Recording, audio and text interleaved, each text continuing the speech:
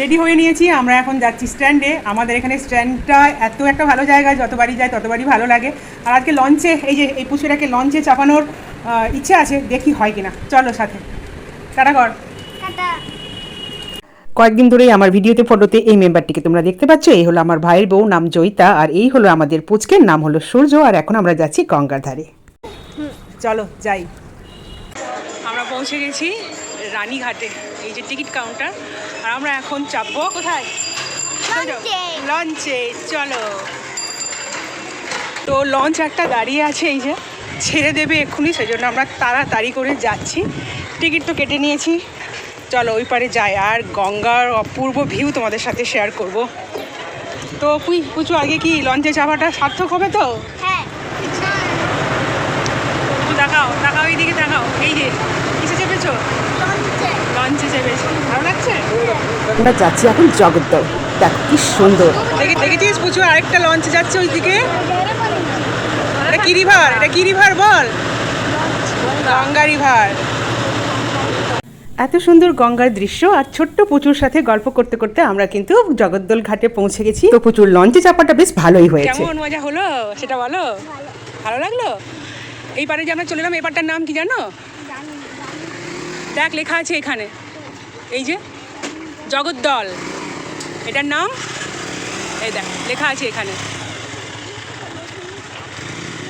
গঙ্গা নদীর জল দেখতে দেখতে লঞ্চে চেপে পুচুর তো খুব মজা হয়েছে। আর ওকে এতটা খুশি দেখে আমারও খুব ভালো লাগছে। এখন আমরা পৌঁছে গেছি জগদ্দলে।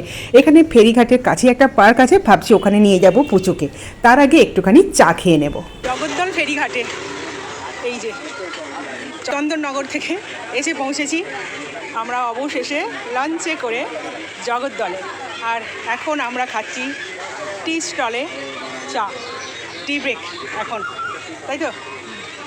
মেনলি আমাদের পুচকুটাকে লঞ্চে চাপানোর জন্যই আমরা চন্দননগর থেকে জগদ্দল গেছিলাম। লঞ্চে চাপতে হলে কোথাও তো যেতে হবে। তারপর জগদ্দল পৌঁছে আমরা খানিকক্ষণ চা খেয়ে নিলাম। তারপর একদম জগদ্দল ফেরিঘাটের সামনে একটা পার্ক আছে, সেখানে পুচকুটাকে নিয়ে যাচ্ছিলাম। যাওয়ার পথেই চোখে পড়লো এই সুন্দর বজরংবলীর মন্দিরটা।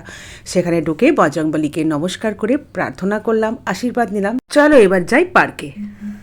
টি ব্রেকের পর চলে এসেছি পার্কে। সকাল 10টা থেকে 6টা পর্যন্ত খোলা থাকে। ব্যাড লাক, এখন আবার দেরি করে এসেছি তাই জন্য বন্ধ। আর টিকিট প্রাইস হচ্ছে 20 টাকা। পরে আবার ট্রাই করবো আসার। চলো কিছু চলে আসো, বন্ধ। তো পার্ক বন্ধ থাকায় প্রচুরটা একটু মন খারাপ হয়েছে, তাই সোজা চলে এলাম ওকে নিয়ে গঙ্গার ধারে অপূর্ব দৃশ্য দেখাতে। আমরা এখন বসে আছি জগদ্দল ঘাটে। এটা হলো জগদ্দল ঘাট। ওই পার্কটা হচ্ছে চন্দননগর। একটু পরেই লঞ্চ ছাড়বে, তো আমরা আবার চলে যাবো চন্দননগর। পুজো বল, তোর জন্য যে এলাম কেমন লাগলো? ভালো লাগছে। ভালো লাগছে ঘুরতে? হ্যাঁ ভালো লাগছে। আমি যখন আবার আসবো আমি তখন চাপবো লঞ্চে। কি বলো, কি বলছো? আবার যখন আসবে তখন আবার চাপবে? ঠিক আছে। তো এখানে আমরা একটু সময় কাটিয়ে চা খেয়েছি, অলরেডি টি ব্রেক হয়ে গেছে। আরেকটা লঞ্চ আসবে, তখন আবার চন্দননগর চলে যাব। বেশ ভালো লাগছে, গরম লাগছে, ওয়েদারটা গরম আছে, কিন্তু এই যে বেশ ভালো লাগছে সময়টা। কি সুন্দর দৃশ্য।